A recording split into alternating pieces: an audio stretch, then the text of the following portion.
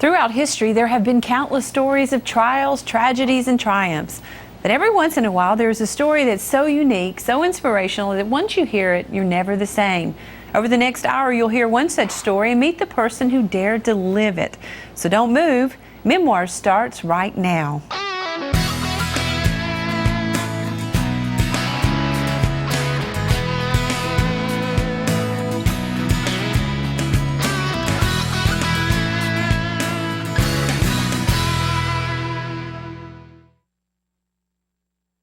And Huldah Buntain. They're best known for their missionary efforts in the country of India. But long before their life abroad, Mark Buntain and Huldah were two youngsters trying to find their path in life. Mark began ministering as a traveling young evangelist, and at what seemed like a chance encounter, he met a pastor's daughter who would one day become his wife. He came to hold meetings for my father and in the church, and you know, we had some young evangelists, and you know how the girls in the church tease you about young evangelists, especially if you're the preacher's daughter. So I said to my father, no, don't allow him to live with us. In those days, you know, evangelists always stayed with the pastor. Right. So he did. He put him with a lovely family in our church. Later, he said he saw me in the congregation. I think similar to what Marcus saw you in the congregation. Yes. And so one night after service, he asked me, do you like Chinese food? And I said, yes, I do. So he said, would you like to go out for some Chinese food? So we went out to a Chinese restaurant, and I was amazed because he started to speak Chinese to the waiters. So I said, how do you know Chinese? He said, I always love the Oriental people, and perhaps someday God may allow me to go to China. Now, I was born in Japan, and my parents were missionaries there, and we had difficult days. And I thought to myself, wow, that's the last thing I would want to do, is to be a missionary. So anyhow, I thought, well, an evangelist isn't that bad after all. And I knew my parents had been praying, because we didn't have any boys in the family, and they wanted one of their children. I only have one older sister, to be in the ministry. And he was kind of cute. I mean, yes. He was handsome. You see, my father was a minister, my grandfather a minister, and my great-grandfather a minister. So when we didn't have any boys, so I was earmarked to carry on the name. So eventually, you decided to start dating? Yes, we started dating, Okay. and he would come through, you know, and he knew I liked certain chocolates and that. And, Okay. Yes. And we laughed because it must have been an arranged marriage. And later he would tease me and he'd say, oh yes, he said, it was all set up for me because your father, you know, in those days, $50 a week was a lot of money. He said, your dad paid me $50 a week if I'd marry his daughter. I said, yes. And so he told his father when he was in Edmonton, you know, I want you to go with me to buy a nice ring, engagement ring for Huldah. So his father said, you know something, Mark? If you go to the pawn shop, and there's plenty of them and I know where they are, you can buy a beautiful ring at half price. So his father took him down to a certain area where there are pawn shops. And he wanted Mark to go in, and Mark stood at the doorway and he said, Dad, if you think I'm going to buy a second-hand ring for Huldah, you're mistaken. He said, if I can't buy her a new ring, I'll buy nothing. So his father said, you know, I was you to see if you really loved that girl. So then he took him down to Burke's, was a chain of jewelry shops through Canada. And he took him down and he said to the clerk, he said, I want you to show the best rings because my son is going to marry one of the best girls. Oh, look at that. That is so neat. So he said, okay, let's get married on your birthday. So we had my wedding anniversary the day after my birthday. Oh, that is so we were neat. married, yes, and then immediately after our honeymoon, we stayed in the Empress Hotel there, which was very luxurious and beautiful. And then we took the boat to Seattle because our first meeting was in Auburn, Washington, which was not far from Seattle. And then an introduction to evangelistic ministry. We had an apartment. Well, actually, it wasn't an apartment. It was a Sunday school room that they used on Sundays. Upstairs, you went upstairs. I think it was a balcony sort of closed in. But you had to use the church bathrooms, and you had to walk a block to the parsonage to use the showers. Oh, no. Yes, and that was my first introduction to the evangelistic field. So you went from the luxurious hotel to Right. the evangelistic field.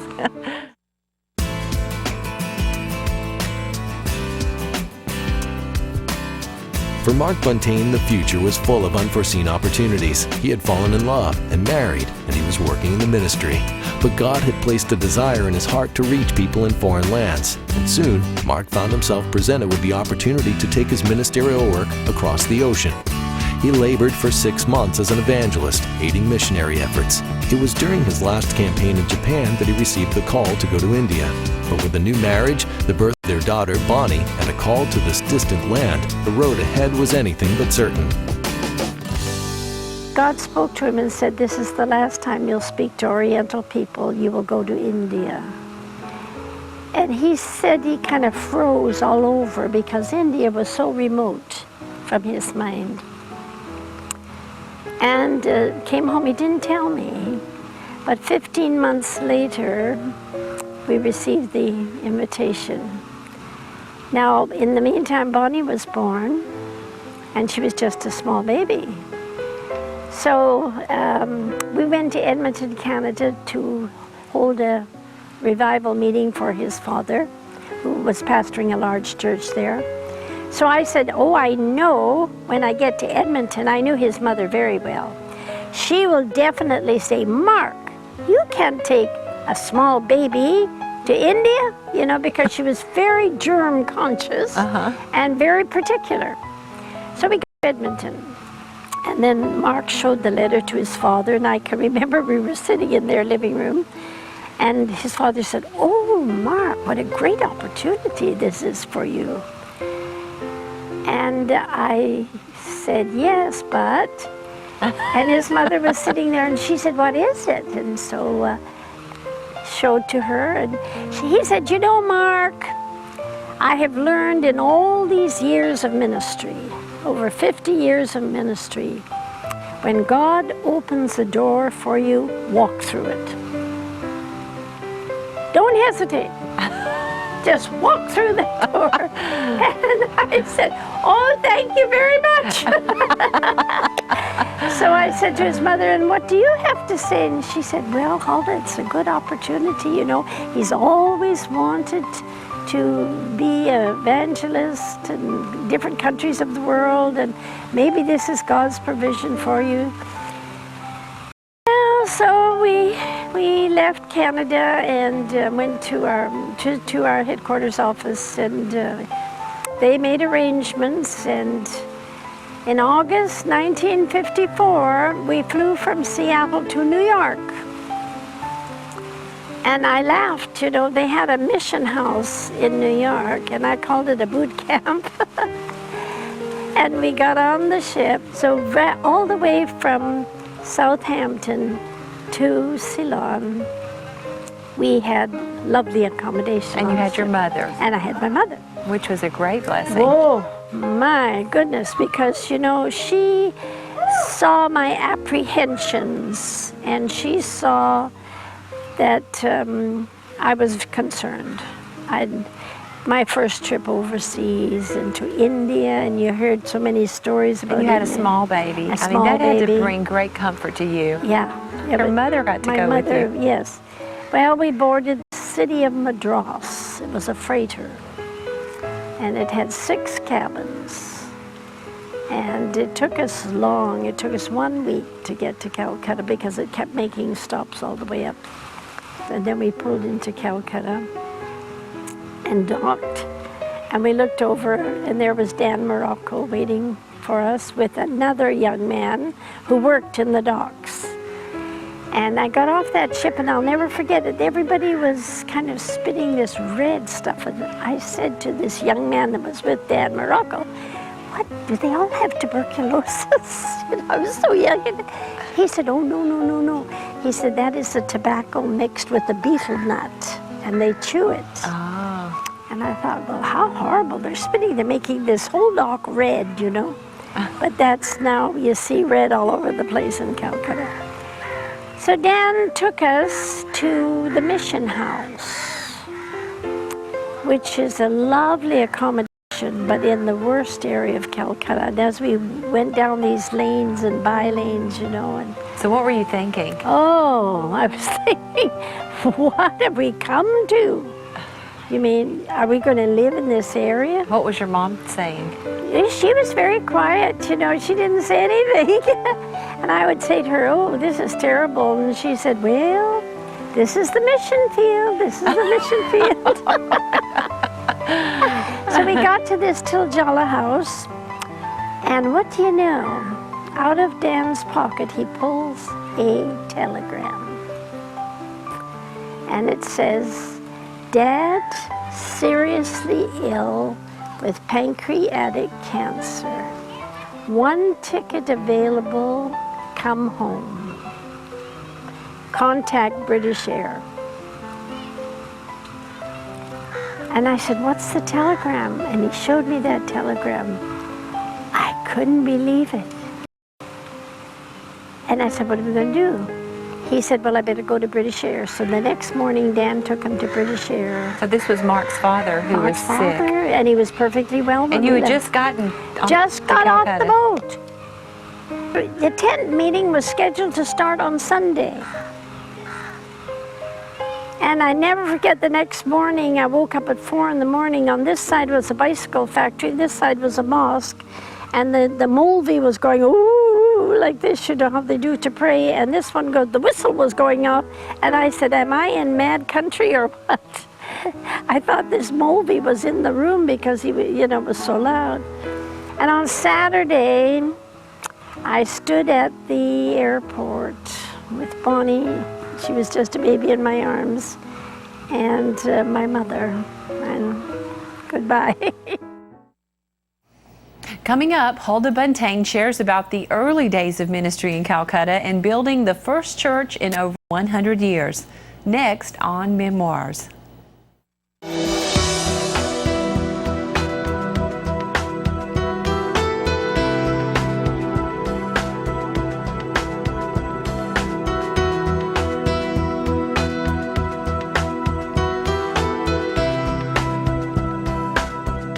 When I was a child, I used to walk around Calcutta with my father quite a bit, and he used to see young children that were crippled and large bellies from malnutrition.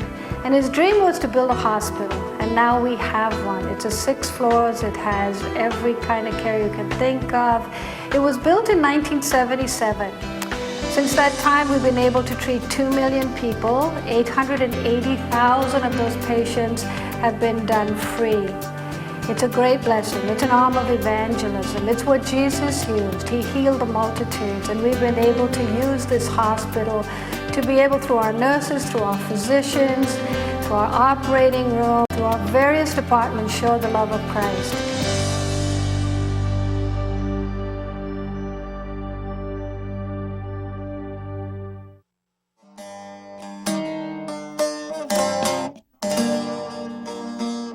India proved to be the land of unexpected for both Mark and Hulda. Upon Mark's return from the U.S., the young couple began building the foundation of their ministry with a simple tent service. It was underneath this tent that Mark received a sudden revelation from a member in the crowd. If I had known what the future would be for my life, I think I don't know what I would have said. Because we continued in that tent until October, till the rainy season, so that would be till about June. It was in that tent that a beggar came in, and he wouldn't take a seat, and in the middle of Mark's message he screamed out these words, "Preacher, our bellies." and then try to tell us that there's a God in heaven that loves us. Now that spoke volumes to our hearts. We knew the needs were tremendous in Calcutta, especially for the hunger, for the poverty.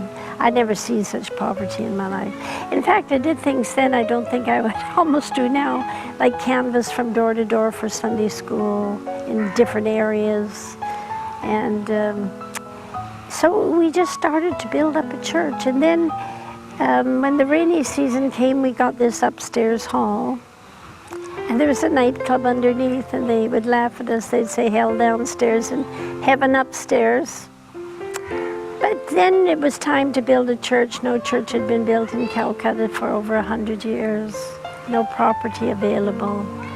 The only property available was that where we had the tent meetings, and the old Muslim didn't want to sell to us, the landlord, you know. He said, no, I'm going to build a home here.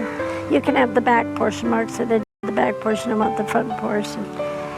So after weeks and weeks of him going over, drinking tea with the old gentleman and begging him, one day he said, you know, preacher, I don't know why I'm doing this, but I like you. And he said, my family are all against me, but I'm going to sell you the land. And that's what he did. He sold us the land. But we didn't know the land was so involved in income tax.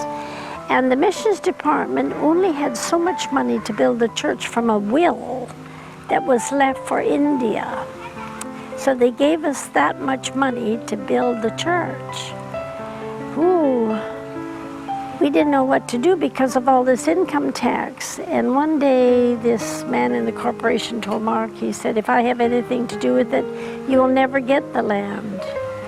So he was quite discouraged that, you know, maybe we wouldn't get the land. And then one day he was there, Mark called an all-night prayer meeting, and I stayed home. Body was small, and the phone rang. It was his sister. She said, what's wrong with Mark? I said, oh, nothing. She said, oh yes, it must be, because she said his friend Bud here in California contacted me and said that, you know, I see Mark everywhere I go. I wake up, I see him. When I eat, I see him all. And I said, well, I explained to her where he was. I said, he's at a prayer meeting praying that God will do something. So she told this young man, and he said, well, you get back to Hulda and tell her the money's on the way. Well, I was quite surprised. So when Mark came home from the prayer meeting, I had good news for him. I said, you can stop your praying now. Yeah. So we built our church, but the miracle of it was that when Mark went to the construction companies, he only had so much money. And they said, you've got too big of a plan for a church that size. And so every company, there was one left, Scotch company, Macintosh Burn. So he said, well, let me try this. And he took the architect, who was an Armenian gentleman that had been coming to our church. And this Armenian gentleman, his name is Brother Stevens, he said, you know, Pastor, you're going to have to cut down your plans. And Mark said, no, I won't do it. He said, we've got to have that big a church. We won't get the people in. So he walked into this Macintosh Burns and he met a Mr. Ferguson. And Mr. Ferguson said the same thing. And then he said, no, wait a minute. He said, I'm going back to Scotland. He said, we're nationalizing the company. So he said, I would like the last building that I constructed to be a church. So he said, okay, I'll take your money and I'll build your church as you have your plans. Well, they called the site engineers in, and Calcutta is below sea level. So they started to dig, and naturally they found water. So the site engineer stopped the operation and said that you'll have to contact Mr. Ferguson because this is going to cost more money. You'll need at least 500 pilings under this building. So the next day Mark went and he was very concerned. He said, Mr. Ferguson, he said, we've run into trouble. He said, yes, I know. My site engineers already informed me. And he said, well, what are we going to do? He said, I can't afford 500 pilings under that church. And he said to Mark, well, yesterday did you sign a contract? And Mark said, yes, I did. Well, he said, whose problem is it, yours or mine? He said, I should have thought of that. So Mark said, you mean that you will bear the expenses? Yes, he said, we'll have to bear the expenses because you signed the contract for that much money. And I have to build your church. So that's what happened. The pilings went underneath, but we didn't have to pay for them. And in 1959, December, we opened the first church. Opened the first church. First church in Calcutta, and it was a wonderful day of rejoicing.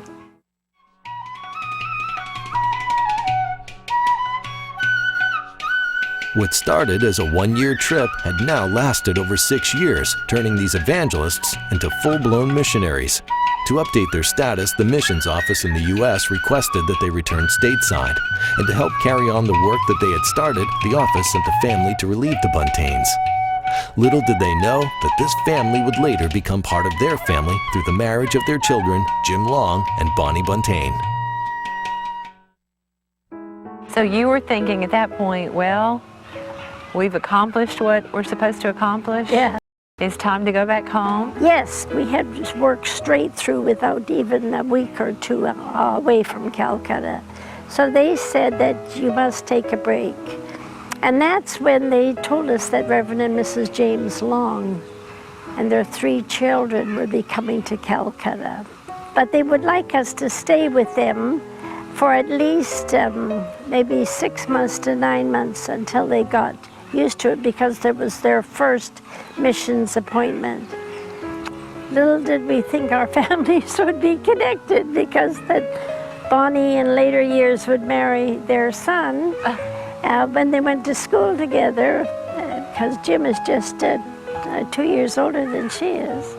So yes, they went to school every day together, and then later years went to Evangel, and he had come from the Philippines because the Longs could only stay with us 2 years, and then they had to go on, so they were reposted to the Philippine Islands. At this point, you're thinking that you're done with India. Done. Well, you know, Jim Long always felt that God would send him to India because he had a vision of India when he was in Bible school. So I thought, wow, that's our way out. He feels called to India. If we leave, maybe he'll get a visa, permanent entry visa, and he will be able to stay with the, you know. And they're a very lovely couple, and they learned the work very fast. The people loved them and everything. But Mark said, no, he said, I think we need a school. Before I go home, I would like to find land to get a school. And 6 months we were gone, only 6 months we were in the States, and we went, I tell you, every nook and corner raising money for this school. Because Mark's heart had never left India. He did not have the love for India till he came back the second time. And one afternoon, the ladies had a prayer meeting in the church, and he joined them. And he said at that time, God gave him such a burden for India. It was like a cloak that came all over him. And he couldn't wait to get back. And from that time on, he would say, my skin is white, but my soul is brown. And you know, that's how the Indian people related to him. I always told Mother Teresa, I said, you and Mark came out of the same mold. Well, don't move. When we come back, Huldah shares about a trial that would prove to be her hardest yet. But through it, God would equip her for the future. Next on Memoirs.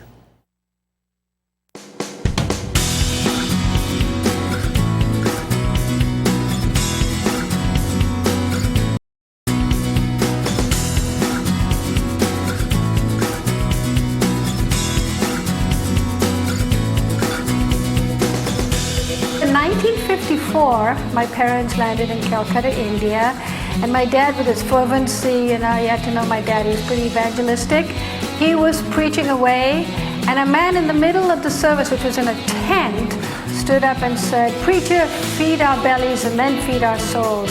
And it talked a lot to my dad. And then shortly after that, Mother Teresa, who was here in Calcutta, came and saw my dad and said, "I want to show you something." And he took him down to the city dump, where there were hundreds and thousands of children who were picking food out of the dump and eating. And he asked my father if he would start feeding them. And that's really how the feeding program got started. Now we feed 25,000 a day, not only on the streets, but in our schools, because without food, it's hard to study. And Dad knew that. And so he knew that he needed to have this feeding program that would go ahead and feed the thousands that they do in Calcutta today. There's a great deal of poverty, and there's been natural events that have brought it to happen. And since my folks have made feeding such a huge part of the ministry here, as I said, we feed 25,000 a day, and that costs money. And for us, it costs $11,000 a month. So if you find that to be a part of your passion or vision, or if Calcutta is part of your prayer list, we're asking that you join us to be able to serve these people in being able to feed them on a daily basis.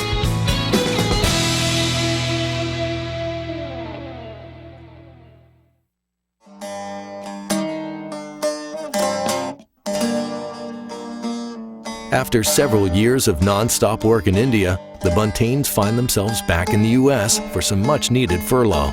But the trip home would be short-lived and marked with tragedy. The missions department said after we had been here, you know, we had worked very hard, you better come back to the States. And furthermore, we were only evangelists. We had no status as missionaries or anything, so they wanted to come. Even though you were really missionaries. Yeah, to come back and regularize what we were and what we were going to do, because we'd already built this church. But in the meantime, I found out just before we left that I was pregnant.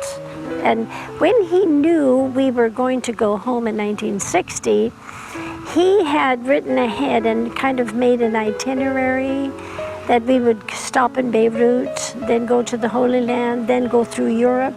We would go to London, and London, then we would fly to the States and go to our headquarters in Springfield. So we started out on this itinerary, and I was deathly ill, deathly sick. And I couldn't understand it, because when I was expecting Bonnie, I wasn't okay. And my mouth would swell up, my tongue would swell up, my lips would swell up. And many times she and her father would go and see places, and I just stay at the hotel, you know. I was too sick to move. So finally we got to Greece, I think it was Athens, and Mark realized that we would have to get to the States as quickly as possible. I was worried because there was no movement at all. So I came back to Los Angeles, and we phoned the doctor, and we told her, and she said, "Are you feeling better?" And I said, "Yes, I am." So I went to see her on my first week in my 8th month, I think it was. And she did all the tests, and then she said, "I want to take some x-rays." And I remember sitting with my sister-in-law, Fulton Buntain's wife, in the waiting room. They were pastoring in Long Beach, California, so she came with me. And Mark was in the hospital, just had a hernia operation. So we were sitting there, and she came out, and she looked very solemn, and she said, I don't have very good news for you. She said, "Your baby is dead." And I looked at her, I said, "That can't be possible." And she said, "I'm sorry, there's no heartbeat." So I said, "Well, what do I do?" Well, she said, "You can't do anything. You're going to have to wait until you go into labor," because she said a cesarean at this point is very dangerous. So 3 weeks I had to wait. It was almost the end of the 8th month. I had to wait. And then at the beginning of labor, I was taken to the hospital. My kidneys failed. And Mark was scheduled to be in Springfield to a very important meeting. And I was in this private room by myself. And I thought, now is this, what payoff time is this, you know, for our hard labor and our work and everything. And I was really, and had a pity party. Did you get to see the baby? No, because they didn't deliver the baby whole. She said it was a very bad delivery and it was kind of in pieces, dead so long, you know. Wow. So, do you know Jack McAllister? Well, the next day he came to see me and I was alone. I said, how did you get in, Jack? And he said, well, I told him I was a minister and I was coming to see you and they let me in. He said, Hulda, I've got a message from the Lord for you. He said, God woke me up this morning and told me to come to see you and said these words, that he does not put through people testings like you've gone through unless he can trust them. I said, Jack, I don't know so much about that. I said, I've been sitting here wondering, you know. And he said, no. He said, God has trusted you and you will see later that you will be able to be a help to those that have passed through likewise circumstances.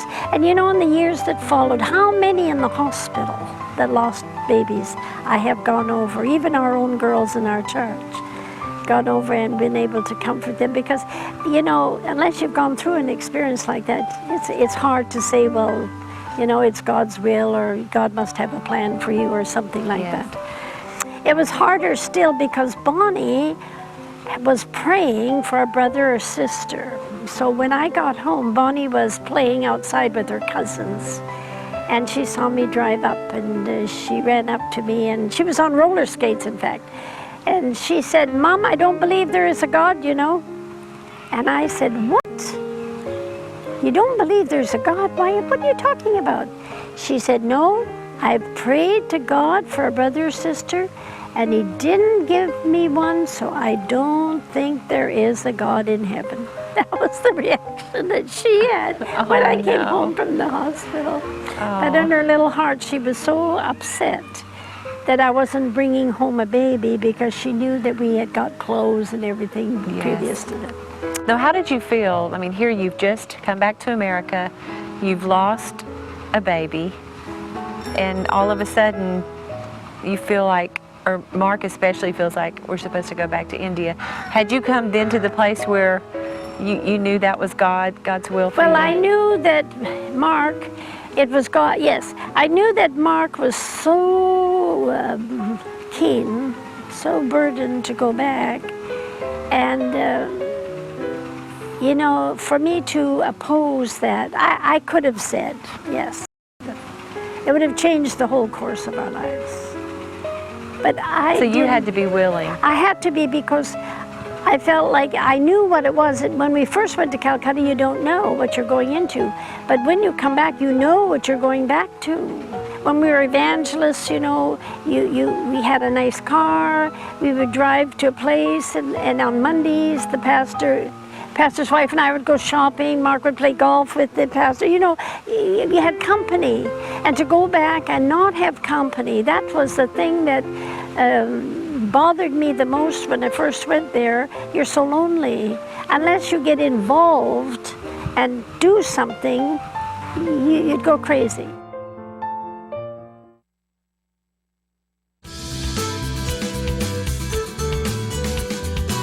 Amid some trials, Mark and Hulda Buntain had seen considerable success and blessing in their efforts during their lengthy excursion to Calcutta. It seemed time to pass the reins to another family and return to America, but for the Buntains, this path had only just begun. After a short-lived trip back to the United States, the Buntains again found themselves back in the nation of India and once again face to face with the reality of the mission field. We got on the plane in Los Angeles. And that, in those days, it flew to Hawaii. And it refueled, you know, they kept refueling. So they said that your plane to Hong Kong has been delayed. So we're going to put you into a hotel close to the airport. And we will call you and bring you back to the airport. Well, they put our cards, passenger, I don't know where. Finally, Mark said, you know, there's something wrong. It can't be this long. So we got a taxi and we went back to the airport to see our plane going through the air. And he had a meeting scheduled in Hong Kong. He was preaching in Hong Kong, and the missionary couple that met us there saw our baggage but didn't see us. So finally we got through to them, so we had to wait for the next flight to Hong Kong. And we finally got to Singapore. Then when we got on the ship in Singapore, we had another funny experience. We noticed they were quite cool to us.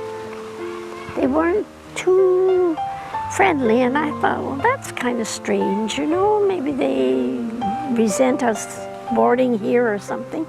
So they have a happy hour before the meal at night. So we were invited to come to the happy hour. So we went to the happy hour, and Bonnie, we all had our soft drinks, and we talked, and the captain was quite taken with her. And he said, you know, he said, we're very glad to have you on the ship, but I almost told our company here in Singapore, we didn't want any more missionaries on our ship. So Mark said, why? Well, he said, we had a bad experience from Los Angeles here with a missionary family. He said he was preaching us all to hell. And he said that he would get up at every meal and give us a good message, preach us a message before we ate. And on Sundays, he made us line us all up and preach to us. And they were just absolutely, we just didn't care for them at all. So we said, my goodness, if we get another couple like that, the Los Angeles trip was enough. How could we go all the way to Calcutta with another couple like this? But you know, it was really great because on that ship was a boy by the name of Roger. He was coming to India to be a sadhu. He's from Berkeley University. And the captain finally said to Mark, he said, we've done everything we can to convince that boy he's doing the wrong thing. Only you can convince him. I feel only you convince him. Mark used to be on the deck with Roger till midnight with the Bible. And you know, when we got to Chittagong and our ship pulled into Chittagong in Bangladesh, he came to our church there and found the Lord, knelt down at the church altar and gave his heart to the Lord. And you know, it was so funny, Roger was baptized in the river Ganges, the river that he was going to, was a holy river to him as the Hindu. And he went back and went to Bible school and is in the ministry today. Isn't that amazing story? So God put us on that ship, just, I believe, for Roger. Well, and also to be the right kind of example to all of these other people. Yeah. I mean, because there's a right way and there's a wrong way to win people, to influence people. And you and Mark both had such a gift for, like you said, showing the love of Christ in a tangible way that would affect people and cause them to say, yes, what is this? Yes. What is so different about you?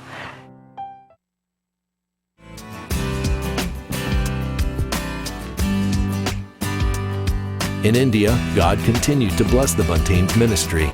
The church was flourishing and the school was progressing. Mark and Huldah were reaching more people than ever, and space was growing scarce. And Mark began to notice an increasing need for medical attention, specifically for the children. It was through this need that God birthed the dream for a medical facility. Mark came home one day so excited and said that he had found this large piece of property on the main street of Calcutta. And you're thinking, okay, where? I've been down every street in Calcutta. Every real estate agent, every broker, everything, looking for property for us, and you, all of a sudden, out of the clear blue sky, come home and tell me there's a piece of property on the main street of Calcutta, 4 blocks square. Where? Were we blind? Did we not see it? What happened? And he said, no, you wouldn't see it because it was behind big walls, you know? And I said, behind big walls? But if it's behind big walls, then somebody owns it, it's something. And he said, yes, it was a cemetery, a British cemetery. Hadn't been used for all these years. And I said, no, I don't think so. But he appealed to the burial board, and we got it. And the first building was the hospital, of course, and that's another story, as you know. When we were digging the foundation, we ran into water. Put down his Bible, and the water evaporated. That's all I can say. It did, you know, the contractor said, we cannot, you'll have to put pilings in this building, and we didn't have money. We only raised money enough for the foundation and the ground floor. And we held hands and prayed, took a little Bible out of his pocket, tied a rope around it, said in the name of Jesus, and that water, I couldn't believe it just went back into the ground. Our hospital is the driest basement. You know, medical stores, not two pills rubbed together. All of our equipment is down there. You know, so the hospital was really built on the Word of God. Wow. And when we started to build, I don't know how many Bibles we would put down there in the foundation. So I know that God really helped us to build that hospital. But the school, it was really marvelous because we were going up one grade at a time, and we needed more property, we needed extra. So then we built the school. The next was the school, and the next was the 10-storied office building. When he was going to build the office building, they thought he was crazy, you know, because it had never been done in missions before. But he said, if foreign money is cut off, then how will we have our charitable work? So he wants 7 floors to be leased to companies, and it's right on the main street, is a good position. So then we leased that, and it's been helpful for our feeding programs and our and also our hospital. But you know, the thing that Mark was so burdened with the children, because when he took them to the hospital and saw how badly they were treated, we had a little 17-bed hospital at the back of our first property. This where, you know, where we built our first school, but it was too small. So when he said he was going to build a hospital, first building was going to be the hospital on this new property, I said, Mark, what with? We have no money. And he said, oh no, but with God. And I said, that's all right. With God, all things are possible. All things are possible. But what about this? I keep the accounts here. But it was just marvelous how God provided for the hospital and then for the schools. Now we have a teachers training college, school of nursing, junior college, and high school, junior high school. Between the two buildings now we have over 5,000 students just in those two schools. Still to come, Huldah Buntain shares more intimate stories about life on the mission field, from its triumphs to its trials, including the sudden passing of her husband Mark, up next on Memoirs.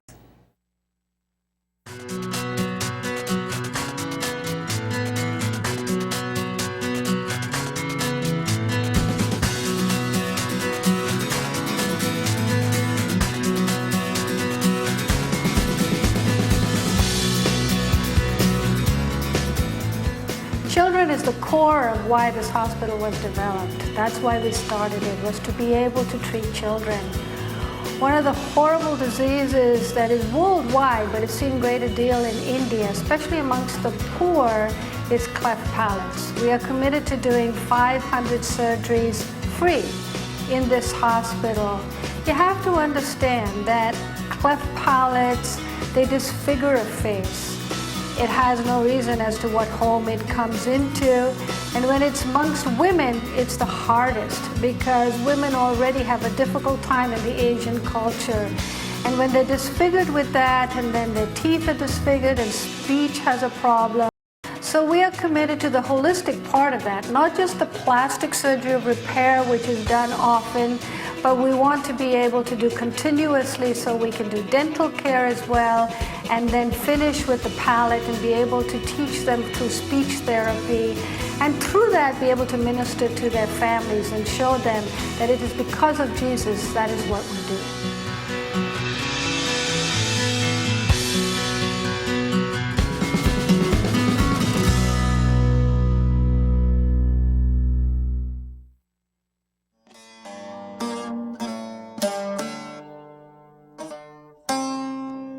Calcutta Mercy Hospital, the dream built upon the abandoned grounds of an old British cemetery, was now preserving life by providing healthcare to the poor and hurting of India.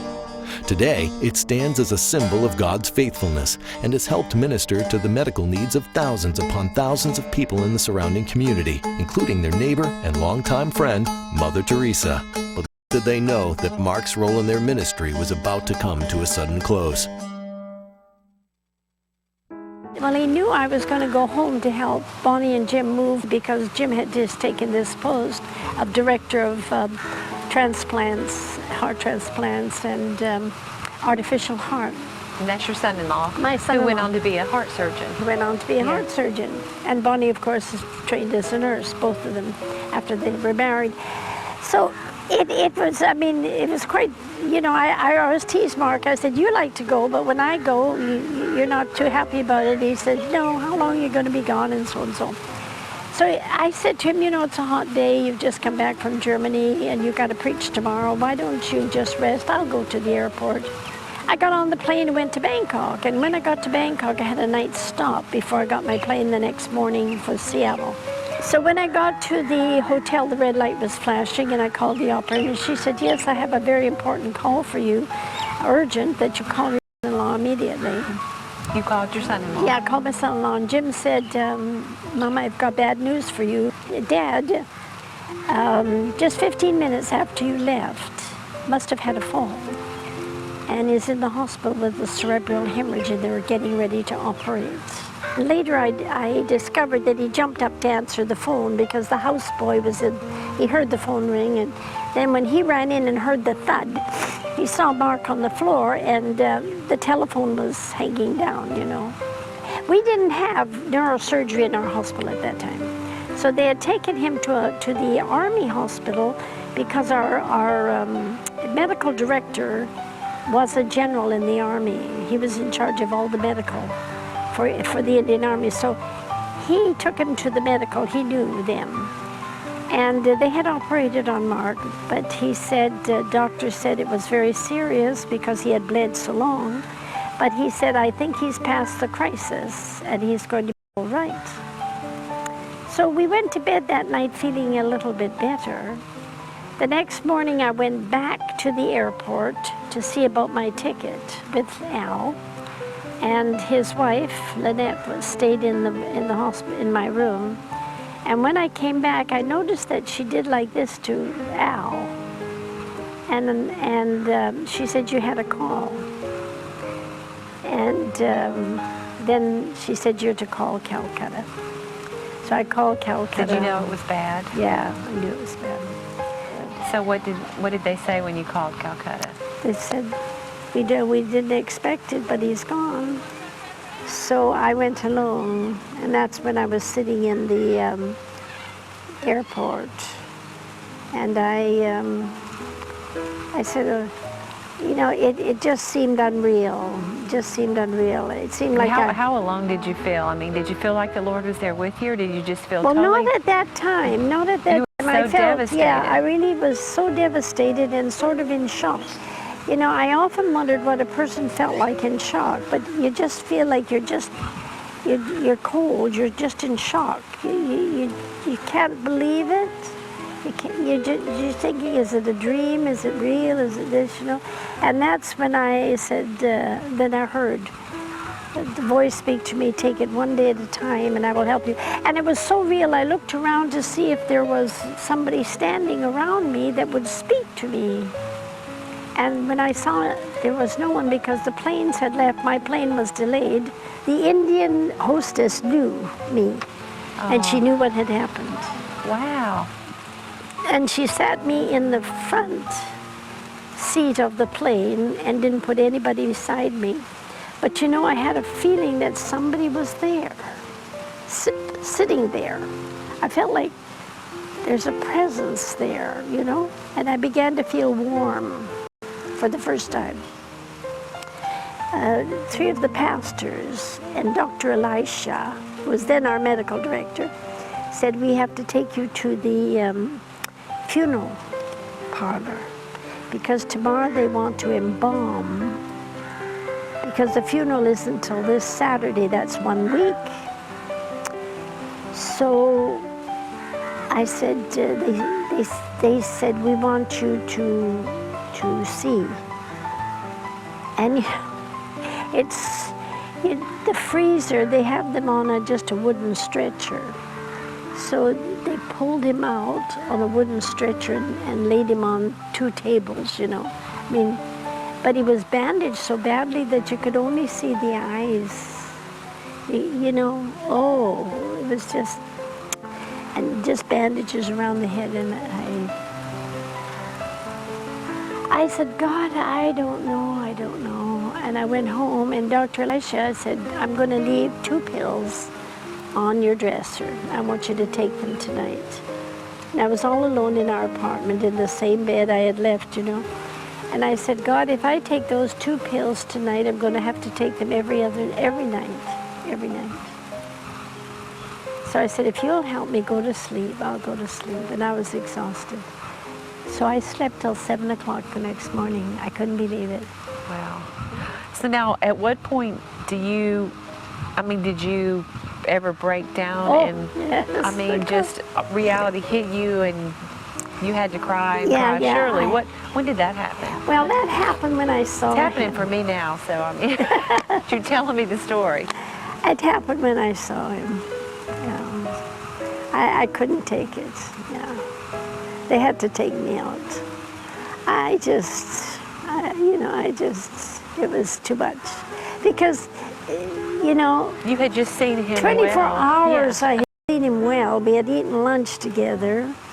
And to come back and see him in that condition with a head wrap. And I said, why, God, why did I go? Why didn't this happen before I went?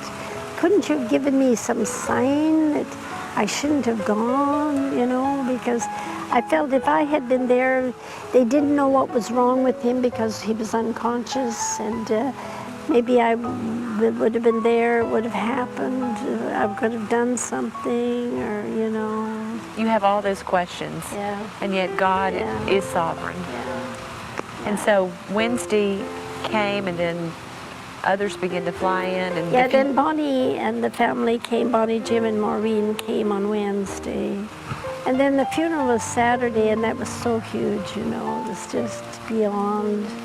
The funeral was Saturday, but tell us what happened as far as what the city of Calcutta did to honor yes, Mark. once they announced it on national TV, the whole of the city, people knew it, and he was very well known by that time because he was a man that anybody could come to, and they knew that he would help them.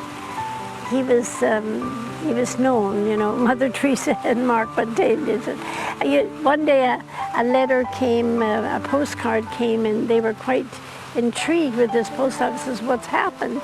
They said, look at this postcard. It was from a little girl that was writing her exams, and she just put Jesus, Calcutta, and they sent it. They put Mark Fontaine at the top, and they sent it to our address. Wow, you know. wow. So that was how. So that was the kind of honor that he got. Then they said, well, I said, where will we bury him? And then the thought came up that we would bury him in front of where the new church was going to be. And then the new church that wasn't built yet. Wasn't built yet. But the man that had built the towers was very fond of Mark. So he said, let me do that free of charge for you. So his grave is built like an elevator shaft. So when the new construction came, it would not injure the grave. You know, it was metal all the way down. to the grave. But I said, no, I don't think they'll let you bury on a private grounds. But because it was a burial ground, it was permitted. Oh my goodness. Who could have known that Yeah, but the Lord? Yeah. Wow. It was a cemetery before. So how many came to the funeral? Do you have any Well, idea? they estimated, in the paper said 20,000, because they carried the casket from the funeral home to the first church. So the whole street of the first church that you went down yesterday, you know, with the trams and that, it was closed off, and all of the shops closed their shutters all the way down. Then they went down that other busy street and on to Park Street and around. So all of those streets, the police had the traffic, and it came. And our street in front of our church, it was all packed. And then they were on the roofs of all the buildings around. And of course the whole compound, the whole complex was packed. What will happen now? Even you're asking yourself that question.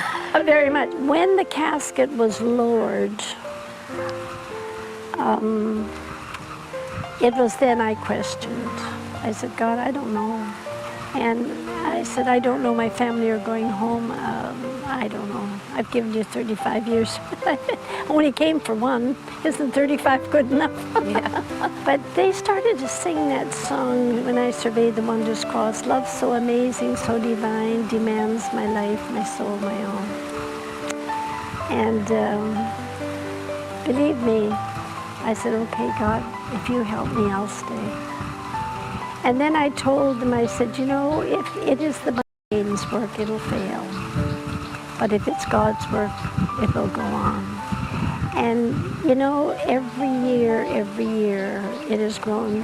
And then, of course, with Bonnie and Jim picking up the responsibility, first of the hospital, and now Calcutta Mercy Ministries has grown to such an extent that they are launching out, you know, with this new College of Nursing. They want to buy this property to put the College of Nursing, which will be a landmark in the city, you know, and then for nationalization, which was Mark's hue and cry. He always would say, you know, he kind of would argue with the missionaries, would say to them, it's not ours. Work yourself out of a job. But you know, there was a tendency, it's mine. I started it. I started this orphanage. I should get the praise for this orphanage. I'm the mother of this orphanage, you know, or I'm the mother of this work. And that's not the way it is. Right. It all belongs You might to be Lord. the founder, Yeah. but you have to step back and let new leadership take over, and you don't live forever. And if you wrap everything around you, when you're gone, it's gone.